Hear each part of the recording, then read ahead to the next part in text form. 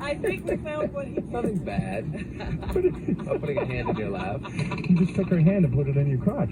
I didn't put it in my crotch. Are you touching his crotch? Look, here's my crotch. There's her hand. There's a couple inches away from it. Hi, everybody. How are you doing? Thank you so much for joining us today.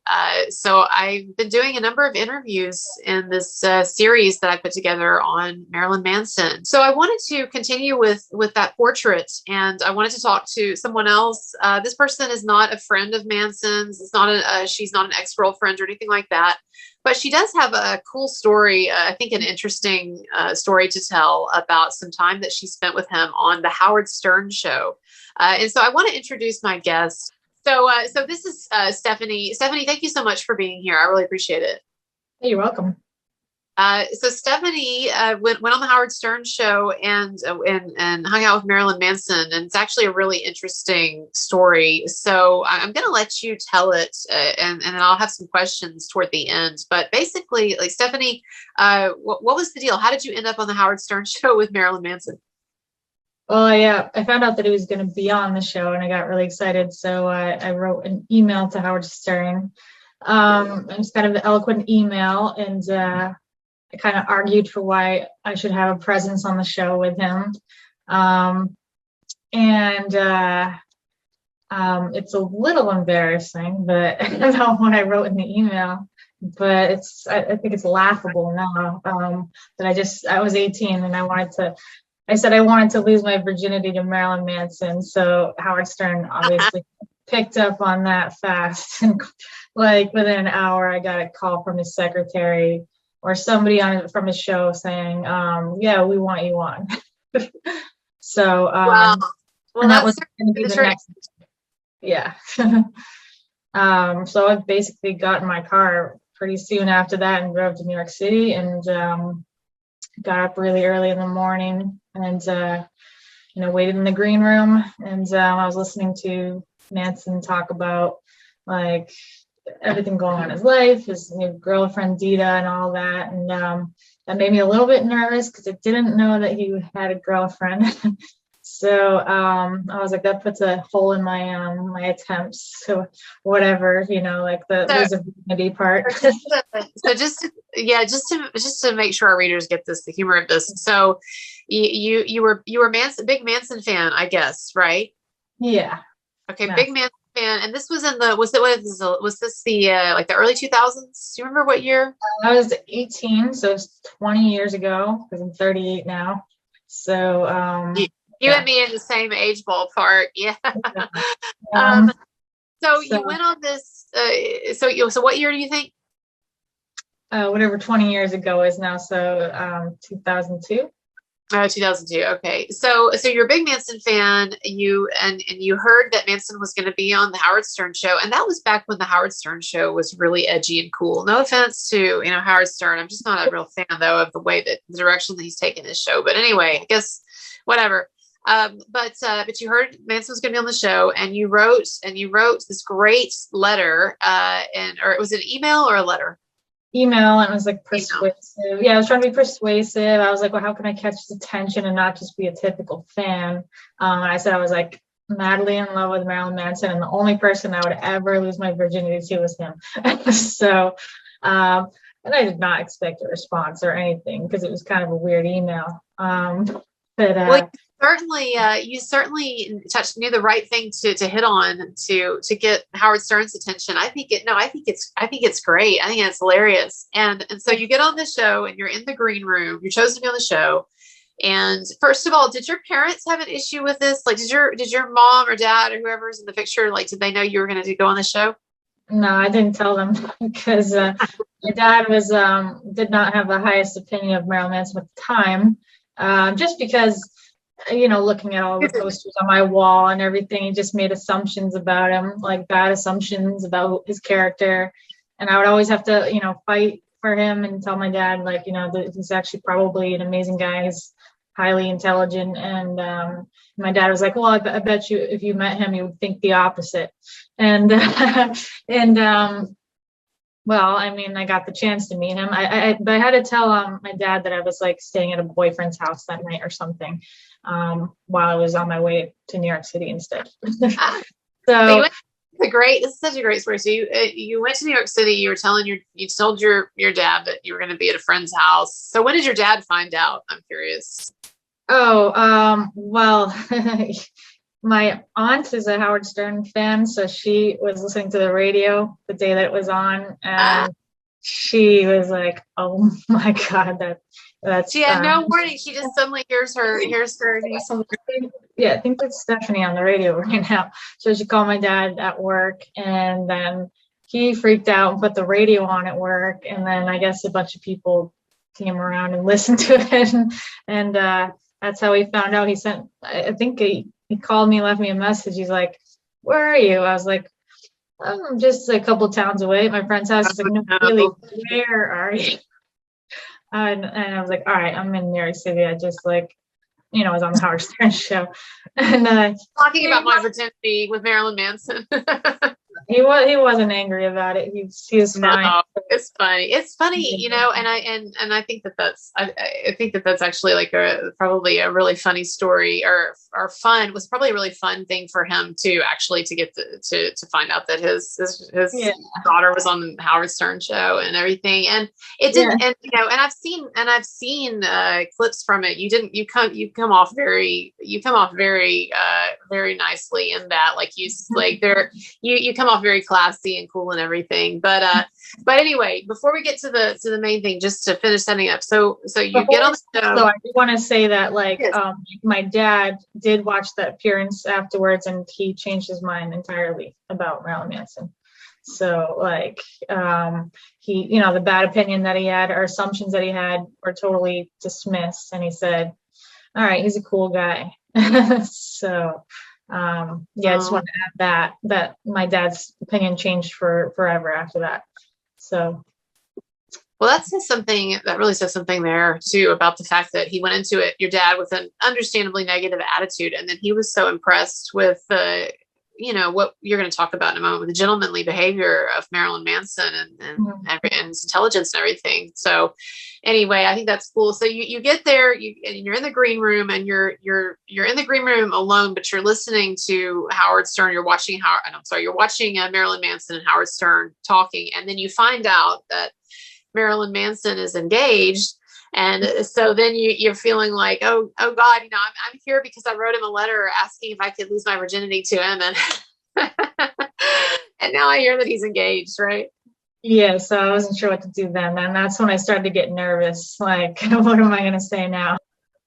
It was nice because when I walked in, instantly he was just like really sweet, and I could just see him smiling a lot and being really kind. And but he didn't know that I was coming on, so he was actually also blindsided about that fact.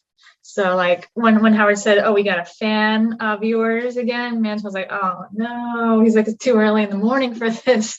He actually didn't want it to happen. He was kind of scared about what was going to happen. So when I came in, I was like, "Uh-oh, I don't know if I'm wanted here." So it sounds like you're saying that Howard Stern had, because he, especially at this point, he liked to be controversial, and sometimes he liked to put this guest, to have his guests be kind of shaken up, and so it sounds like he kind of wanted to do this sort of uncomfortable ambush thing where he because it's kind of, it was funny and it was very cute, but I know from Manson's perspective, it was probably a little awkward having this teenager there who's written him this letter, about wanting to lose her virginity to him and everything. And so it sounds like Howard Stern was basically doing this kind of an ambush with you, right? And he was trying to make it be awkward, right? Exactly. And they're friends and stuff like that. So it kind of, I heard afterwards, it put some weird tension on them. I heard from the people who work there that. Oh, really? That Manson, he did not appreciate that. Yeah, he even had heard he had kind of stormed out and left quickly in his car after the whole thing, and just because he was upset about how Howard Stern acted, which you'd have to watch the interview to find out. Yeah, what will tell? Yeah, and I'm going to try to show it. But what did happen? Why? How did that proceed? I haven't watched it in a little while myself, but I know that Howard was instantly kind of aggressive toward like getting like sexual information from me about like, you know, what's your past, and have you ever kissed a girl, and like asking me questions like that, and like, oh, so you're telling me you've never had sex? And I'm like, well, I'm 18, not yet, no. And he was just like questioning me about that, and he's like, well, you know what, I think we should like prove it by like getting some sort of I forget what, like, I don't even want to say, I guess a dildo or something to prove that you aren't a virgin or something like that. What? I was like, oh no, this is not gonna happen. Yeah. So what is, Howard Stern, he really is in a lot of ways a sleazy guy. He was joking, but at the same time, he was serious. He was serious. Manson had to stop it from happening. What? Are you serious? Yeah. Howard was like motioning to somebody, like saying, why don't you go get something so we could see if she's a virgin or not. And Manson was like, no, that's not going to happen. And then like, right away, Robin, she's a sidekick. Yeah. She's like, oh, you look like a prostitute in that jacket that you have on right now. And like, I'm like, a prostitute. Okay. It was just like a gothic jacket with like, red fur and just very gothic stuff. Like something a Manson fan would wear, and black velvet and red fur. And like, they made me take it off, and they're like, take off that jacket, makes you look like a prostitute, or some words like that.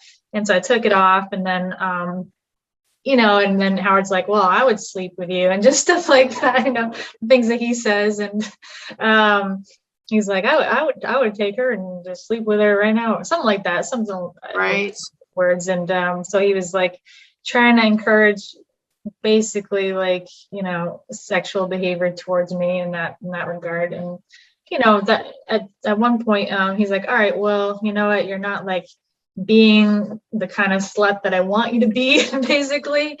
So I'm going to kick you off the show. And then Marilyn Manson was like, no. She's going to come sit next to me. So, so Marilyn Manson's like, he actually kind of saved me and like made it like the whole experience better by like having me come to the couch and hugging me when I got there, giving me a kiss on the cheek, and being like very sweet and gentlemanly. Comforting. Comforting.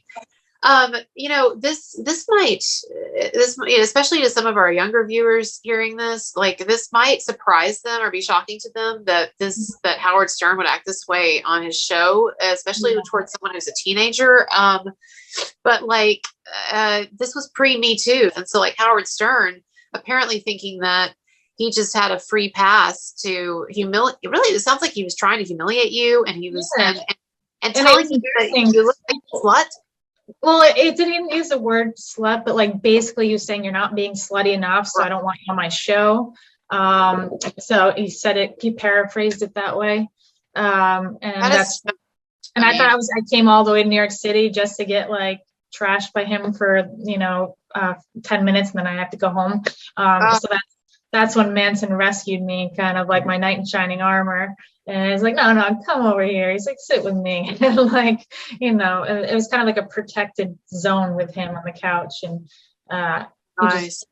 I don't know, because everyone said that I sound really awkward in that interview, and I do, because what am I supposed to do in that situation? I wasn't a very sexual person, and they were putting me on the spot to like be sexual, and I'm like, well, I don't really have that in me. I've already said that in the email. I'm like, I'm a virgin, and you guys are like, trying to get these experiences out of me that don't exist. So it made me quiet and shy and awkward. Sure, like, well, I didn't know what to do. So I actually just truly wanted to meet Manson. And yes, when I said I wanted to lose my virginity to him, I was like, I thought of it in a romantic sense. I'm like, I idealize this man. I don't want to give myself to someone who I don't love and idolize, and like he's my idol, and like I dream of like being with someone like him one day. And that's kind of the way I meant it. It was like more in a romanticized way. Yes, in a beautiful way. And he said, I like like I said, an idealized way, but yeah, exactly. Like this is someone that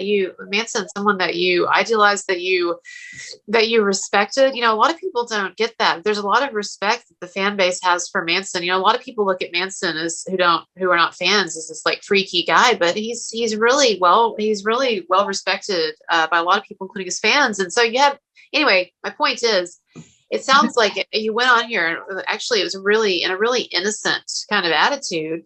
And Howard Stern not only took advantage of that and exploited that, but it sounds like he was just being totally sleazy. And the stuff about asking about your sexual history and questioning it, and the comment about the dildo and proving, all of that is just so disgusting. And so it sounds like, according to what you're saying, is that Manson was actually really empathetic and could see that you were kind of in trouble with this sleazy guy, and basically decided he was gonna kind of protect you and defend you. And it's very sweet to see. I hope that we can find clips or pictures of it, but it's very sweet to see him holding your hand there. Like, it's completely not sexual at all. It's very sweet and protective.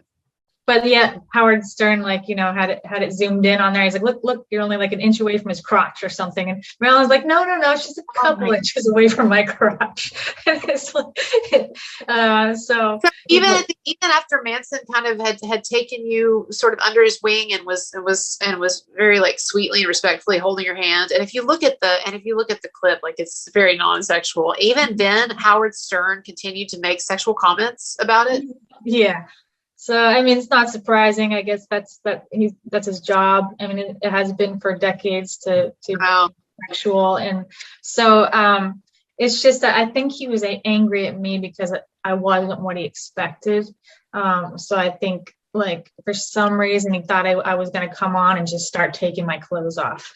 And I didn't. So he was kind of disappointed. But it's not my fault. They didn't like prep me for this or anything. They just, hey, come on over. And I was like, all right, why not? Anyway, I think it was actually more interesting to go the sweet route. The way that things ended up, I think it's more interesting that you had this sweet interaction with Marilyn Manson, that you were very innocent. So, Howard Stern should have seen that he actually had something pretty cool going on there. If he was just like relentlessly kept trying to make something sleazy out of it. Yeah. You notice he called us like two little lovebirds, because he's like, noticed that like we would have these like big grins on our face and then look away when we made eye contact. So it was like, you two little lovebirds over there or something like that. It was kind of cute though, because it was just like we were smiling a lot, and we were both just, I don't know, we were both very nervous and shy, and it was just, I felt like we kind of had similar personalities in that way, like that you don't know how to deal with that kind of situation, so you get really bashful. So I felt like I was kind of with someone that I could relate to. When you get put on the spot about that kind of stuff, you kind of just shut down a little bit and act weird. And we were both, me and Manson were both acting that way. So that's why he called us like two lovebirds or something. Because we were just like holding hands and acting shy, like we had just met on a first date or something, like, I don't know. So it was interesting. I think it's cool too that you bring up that Manson was actually very shy, because this confirms what multiple people I've talked to, including like multiple women that he's dated. Most people are kind of lazy and dumb about things like this, and I think that they see the image and the Antichrist or Satan or whatever, the goth stuff, and they just assume that it must be him.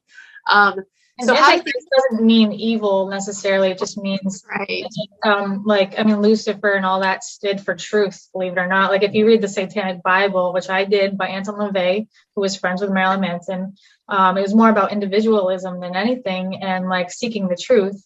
And to them, Satanism wasn't like doing bad things and being an evil person. It was about actually seeking the truth, because, the whole Satanic Bible starts with telling the story about Lucifer falling from heaven because he confronted God about something, and wanted the truth. So that's the essence of the satanic religion or whatever, which Marilyn Manson, went to the Church of Anton LaVey, and he was called like wasn't he was called like some sort of satanic priest after that, which he was, and he just did like a few lectures that it was like an honorary priesthood. yeah, and like, but everyone assumed I think he was evil after appearances like that because they associated him with Satanism, which isn't even an evil religion anyway. It's the opposite. So. Or like it's like as I understand it, like what we're talking about, like modern Satanism, Church of Satan. It's not at all about evil. It's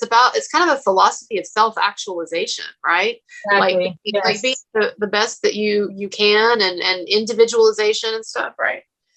Yeah, exactly. And that's why I think like celebrating your birthday is the most important holiday, like honoring the self, and all that. It's like more important than any other holiday that exists. And that selfishness is okay because it's okay to put yourself first and not at the expense of others, but to the point where, that you're living the way you should be. No, but I hear you. It's very sort of like Nietzschean, like yes. Individual, like you don't have to like answer to other people though for your life, for how you live your life. And so to those people in the audience who maybe aren't familiar with Manson or with the Church of Satan, we're not, I'm not promoting it or whatever, but I'm just saying that it's not what you think of. We're talking about like when you think of like cults or like sacrificing animals or evil or things like that. It's what Church of Satan is. It's actually like more of a philosophy and stuff. So exactly, and I'm not a satanic follower either. I'm not part of satanic religion, but I've read it because I was curious about what Manson was into at the time, and so I was like, I always wanted to educate myself about what my idols were into because their art came from their values and their beliefs. So I wanted to know where all that came from. And I would always get into people that the people that I idolize that much to the point where I want to know everything about them and read what they read and find out their influences. So I did the same for Manson too. Right. No, I think that's great. And people have to understand too, that, and I wasn't a big Manson fan just because I wasn't, I didn't know a lot about his music other than some of the songs I would hear on the radio or whatever. But if you followed any of his history, that a lot of what he's been doing too is reacting against some of the excesses of like the quote religious right, in our country. And I'm not getting into politics, but I'm just saying like there was, a lot of this stuff like with Satanism, the Church of Satan, all of that. Part of that too was a kind of I think a kind of an artistic posture that he was assuming. And a lot of people, kind of in response to what he saw is like the way that Christianity has been misused at times. And so, there's a whole lot of complex stuff going on, and people who look at his image and just will say, oh, well, he was a Satanist, or, oh, look at his scary videos. That's not the real man. And the real man, some people don't want to hear this, but the real man is a nice guy. Yeah. And you're not the only one who's had nice experiences with him. Mm-hmm. And so anyway, so how did the interview, or how did the segment end? What happened at the end and afterward? Afterwards, it just everybody always wants to know, but like nothing really happened. Yeah. Except for of course, everybody always wants to know, did you really do it? Like, I'm like, nope. So, but like, I just kind of was standing around with Manson and Stern, and we were talking a little bit, and I was like, we were just talking about our stage fright and stuff like that. And because I said I have stage fright, and I was like kind of nervous, and then Manson said he did too. And really? Yeah. So, I wish I could remember exactly what was said, but I don't. I just know we were talking for a little bit together, all three of us. Howard Stern kind of had this like kind of sneering look towards me, like, oh, you ruined my show type of look. But attitude. Well, I was going to ask you, like, what did Howard Stern's attitude toward you change once the camera stopped rolling? But it sounds like they didn't. It sounds like he was still being pissy and kind of ridiculous. Yeah, he was. Yeah. So I think that's a great story, and thank you for sharing that. And I guess, one of the things I wanted to ask you, since I had told you when we were prepping for this, that, and people wonder sometimes what preparation is involved. I always let my guests know ahead of time what I'm going to ask them. I see no reason to surprise them. I'd like actually for people to have answers that are thoughtful, and answers that they want to give, not something that they have to say because they're surprised or whatever. So anyway, but we did do a little prep. But when we were talking earlier, I told you that, you don't have to, there's no reason why you should feel like you have to address the allegations against Manson or have an opinion or anything like that. But you said that you actually I did have some thoughts about the allegations and about what's happened. And so I'm just, I'm curious, and we can talk about it, and then I can cut this out later if you change your mind. But I'm curious, I obviously, you didn't have a deep experience with Manson. Obviously, you don't claim to know what it's like to date him or be his girlfriend or anything like that. But you, like me and like others, you have opinions about these allegations. So I'm curious, what do you think about the allegations against him? What are your thoughts? What are your feelings about the situation? Well, immediately when I read, what Evan Rachel Wood had released, I can't say that I thought it was genuine or anything. I felt like she was going after him for some ulterior motive, I would say. Just her words did not sound, I guess, believable.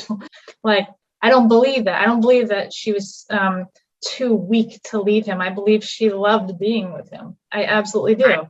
From everything she said in interviews and everything I've seen, all the pictures of them, everything I've ever seen of them, it looked pretty darn consensual to me.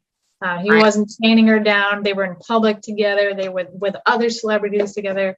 And it was a long-term relationship, and it got to the point of engagement, and they're going to try and say that he's been torturing you and stuff like that, and like against your will. If there were some uncomfortable sexual experiences, she could have done something about it at the time rather than letting it go on for years and then deciding to try and prosecute him years later. That's the other suspicious thing. Like, she didn't run out of his house screaming and calling the cops. She had waited a decade or so, or however many years it is. It's like, that's also discredits your story. Too much time had lapsed with him and without him. And those kind of stories, I don't say that women are automatically right. That's wrong to human beings in general. and I don't automatically believe a woman just because she's a woman. That's the case with anybody on the news. I automatically I consider both sides, and I think I'm not going to automatically believe a woman just because she's the supposedly more feeble gender. That's not right. That's not justice. So I'm not biased towards Manson. I've felt the same way in the Brett Kavanaugh case when that woman from decades earlier was accusing him of, I don't know, molesting him or molesting her at a party. I was like, I'm calling bogus on this girl. I'm trying to get something. We're trying to get something out of it. I see the Evan Rachel Wood thing is very similar to that. And all the other girls, like the Game of Thrones girl that's coming out too, come on. Her stories, I saw her talking bogus. The other woman on the View, I couldn't even understand what she was talking about. She couldn't even make sense. She was high on something, or I don't know. Her face was also so full of Botox that she was like that, and she couldn't get a sentence out. At one point, the craziest part was when she just totally at one point lost the train of thought, and she's like, he treated me as if I were a and then she just kind of gives up. I think she forgot her scripts there. Yeah. We're talking about Ashley Morgan Smithline, who just who continues to advertise her photo shoots. Miss, I'm not getting anything out of these allegations. I'm just coming forward to relieve my conscience. But in fact, she's advertising all these photo shoots that she's doing and these paid partnerships, as it's called on her Instagram, that she's doing with Rolling Stone and with people. And she certainly jumped on the bandwagon recently when Marilyn Manson did the Sunday church service, the Sunday service with Kanye West. Ashley, of course, had to go to People magazine and declare how traumatizing it was to see him, to see her attacker, her rapist on stage that Sunday. None of these girls are traumatized. There's some, no, they're not. They're fine. They've been living their life. If anything, there's some other trauma that's with them that has nothing to do with Manson. Right. They're using him as a scapegoat, and they're blaming him for their own psychological problems. So right. I'm sure the relationship between him and her had problems, and I mean it ended kind of weird in a weird way, but it's just the way she handled it is not going to make me believe her. And I'm not being biased. If there was some actual evidence, well, she hasn't shown us any, and that's the thing too.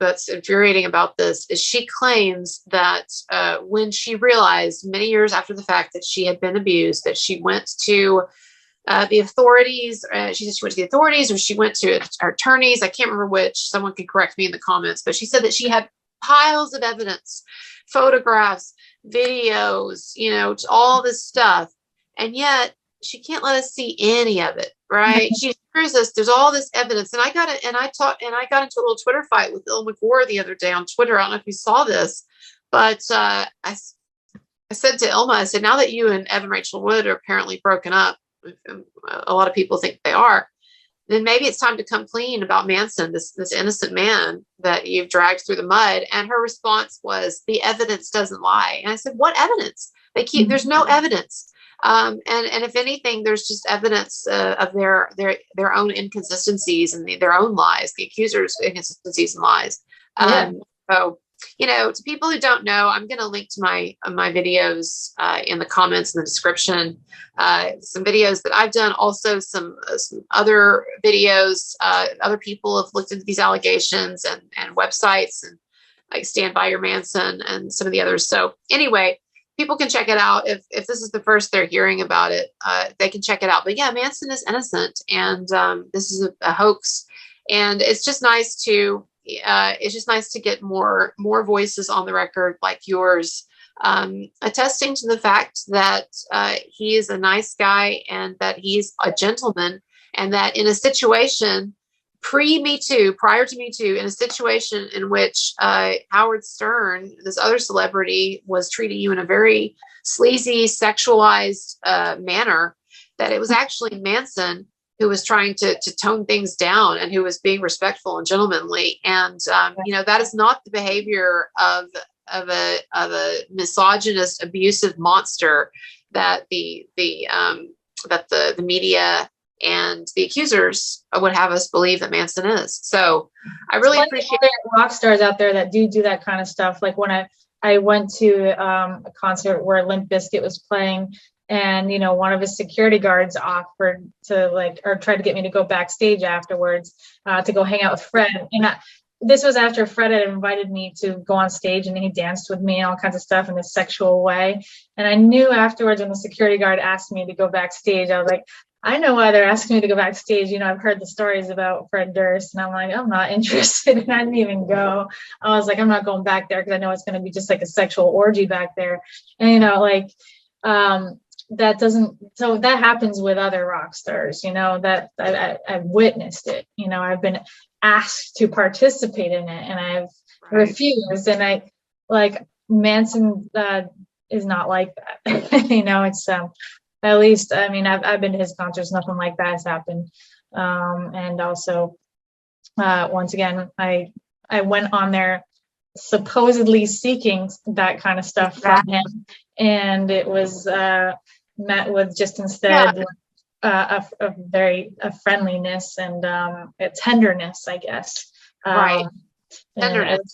That's what a number of people say about him, and some women who've dated him say that, and that he's very tender and very kind of shy and deferential. And it's interesting. I'm glad that you mentioned here too that this was a situation where you had already declared in this letter that you wanted to have sex with him. And I know it was kind of like sort of a joke or whatever too, but But you had already basically, like, you made the offer. You were very, you're a very attractive woman. And of course, and I've seen pictures of you from this time period, also an extremely attractive young woman, a teenager. And this was pre-Me Too. In other words, if he were some sleazy sex maniac, he had a definite opening. Or something, yes. Yes. Yes, like exactly. Fred Durst would have taken advantage of that situation, for instance. Yeah, exactly. Well, and like there are these stories, like with James Franco, I know got into some trouble with a girl, an underage girl that who went to one of his shows, and then he was hitting on afterward or something. Supposedly, the point I'm making is that there would be plenty of men and celebrities and men in this situation who would have definitely taken you up on the offer or tried to move in on you or take advantage of the situation. Mm-hmm. And in fact, Manson ended up doing the opposite. So I think it does say something about his character, and I appreciate you. I appreciate you coming on and sharing your little story with us. And it was entertaining and kind of heartwarming too. A heartwarming story about, surprisingly, about you going on Howard Stern show to meet Manson after declaring that you want to lose your virginity to him. But yeah, it really is kind of a heartwarming story. Appreciate it.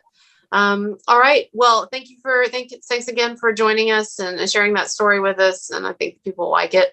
And, to my fans out there, to those who are watching, I'm going to continue to, get interviews with as many people as I can who have stories to share about Manson. And if you're out there and you have anything to contribute to anybody watching, DM me, contact me. And then also to those watching, it does take time and energy and planning and efforts for me to make these videos. And I'm not paid by Manson or anyone on his team or by anyone, honestly, other than the donations I get from fans. Every little bit helps. And like I say, the vast majority of people who watch will never donate anything. So just think about donating to me what you would spend on a crappy, movie on Amazon or something. and I appreciate it. So the links are below: PayPal, Patreon, all of that stuff. And and I'll have more videos coming up. And have a good day, everybody. Thank you. Bye-bye.